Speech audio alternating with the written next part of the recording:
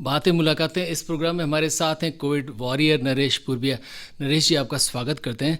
नरेश जी, आप nursing staff से हैं और ये कोविड के संकट को आपने आंखों से देखा है।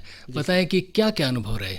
सबसे पहले तो उदयपुर में जब बहुत ज़्यादा तादाद में मरीज आ रहे थे हमारे कोरोना के, सारी तरफ हाहाकार मचा हुआ था। अखबारों में कोरोना कोरोना छाया हुआ था। हॉस्पिटल में जगह नहीं मिल रही थी, ऑक्सीजनों की कमी थी। उस समय हमने कोरोना की काम किया है और बहुत ही सुंदर तरीके से हमने इस काम को प्रशासन ने और सरकार ने और सभी लोगों ने मिलकर के इस कोरोना को हराया है।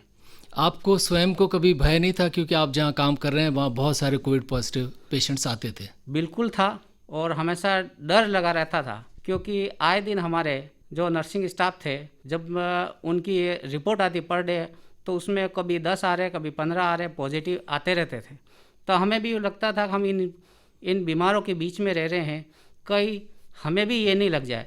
इसलिए हम पूरा ध्यान रखते थे कि बचाव का पूरा ध्यान रखते थे और बिल्कुल जो गाइडलाइन थी उसका हमने पूरा का पूरा पालन किया। नरेश जी, ये बताएं कि कोविड-19 से नर्सिंग के या पैरामेडिकल स्टाफ के बहुत सारे लोग प्रभावित भी हुए, कुछ लोगों को अपने प्राण भी गंवाने पड़े। इसके बारे में थोड़ा सा बताइए। बिल्कुल, हमारे कई लोग कोरोना में काम करते हुए लंबे समय से तो कोरोना पॉजिटिव भी हुए। कई लोग वार्डों में भर्ती रहे हैं, उनको ऑक्सीजन की भी ज़रूरत पड़ी, काफ़ी कुछ इलाज भी लेना पड़ा और करीब करीब सभी ठीक हो चुके हैं।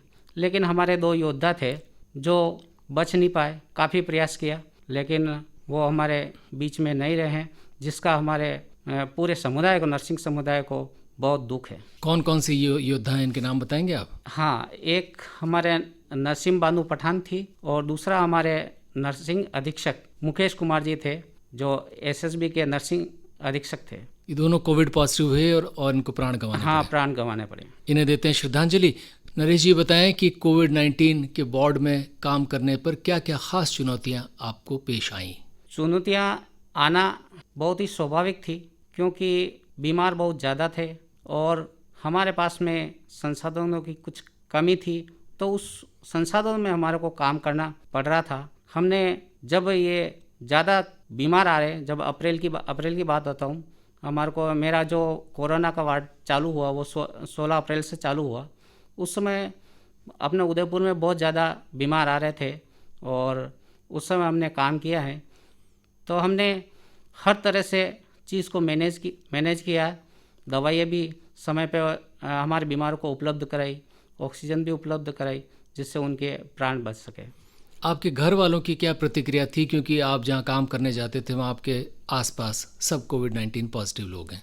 बिल्कुल, घर वाले, हालांकि हम पिछले 1-1.5 साल से इस कोरोना से फाइट करते हुए आ रहे हैं, लेकिन अभी जो समय था वो काफ़ी ख़तरनाक वाला समय था और परिवार वालों को ये हमेशा संदेह रहता था कि कहीं ये हमेशा कोरोना पॉजिटिव बीमारों के बीच में रहते हैं और हमारे को कहीं लग नहीं जाए।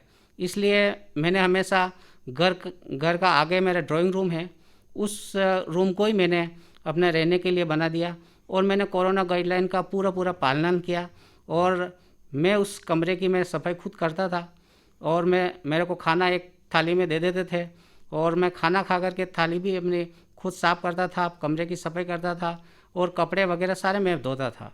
और हॉस्पिटल से जैसे ही मैं जाता घर पे, जाने से पहले घर के बाहर ही मैं जूते वगैरह खोल करके हाथ में ले जा करके मैं शू रैक में रखता था। उसके बाद मेरे को गर्म पानी की बाल्टी में दे दी जाती थी, बाहर ही रख देते थे, तो वहाँ मेरे गर्म पानी में अपने कपड़े उसमें डाल के रख देता 2-4 घंटे के बाद, और फिर मैं गर्म पानी से स्नान करता था और फिर मैं अपने कमरे में जाता था। रेडियो लेक सिटी में हमसे रूबरू हैं आज एक कोविड योद्धा नरेश पूर्विया। नरेश जी, आपने लंबे समय तक अवकाश भी नहीं लिया और कार्य किया। बताएं, इसकी प्रेरणा कहाँ से मिली? एक्चुअल में उस समय ऐसा था कि ड्यूटी भी करनी थी और दूसरा हमारे जो कोरोना बीमार थे उनको भी ठीक करना था। तो सबसे पहले तो ये था कि रेगुलर काम करना है, तो छुट्टी लेंगे तो काम में कुछ अवरोध आ सकता है। तो इसलिए हम स्टार्टिंग के 1 महीने में हम छुट्टी नहीं ले पाए, लेकिन उसमें हमें कोई ज़्यादा दुख भी नहीं है कि उस समय ऐसी विपरीत परिस्थितियाँ थी, इसलिए हमने उस चीज़ को कॉम्प्रोमाइज़ किया और लगातार ड्यूटी की। ये बताएं कि आपने ये जो कार्य किया, ये खाली खुद के संतोष के लिए किया या समाज के लिए किया या देश के लिए किया? ये जो कार्य किया है, ये नंबर 1 तो हमारी एक ड्यूटी है, क्योंकि हमारा प्रोफेशन है कि बीमार को ठीक करना। बीमार किसी भी अवस्था में आ सकता है, नंबर 1 तो हमारी ड्यूटी है। दूसरा ये है कि हमने समाज के लिए और देश के लिए तो काम किया ही है। नरेश जी, जाते जाते उदयपुर वासियों से क्या कहेंगे? मैं यही कहना चाहूँगा कि अभी कोरोना का जो विकराल रूप है वो कम जरूर हुआ है, लेकिन बिल्कुल समाप्त हुआ है ऐसी स्थिति नहीं है। तो जो लॉकडाउन की जो स्थिति है वो भी धीरे धीरे बाज़ार भी खुल रहे हैं, सभी मॉल भी खुल रहे हैं।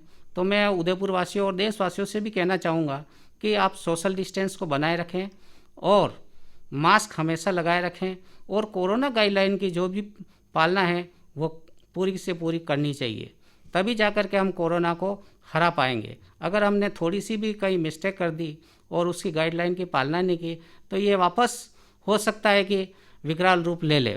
नरेश पूर्विया जी, आपका हृदय से आभार।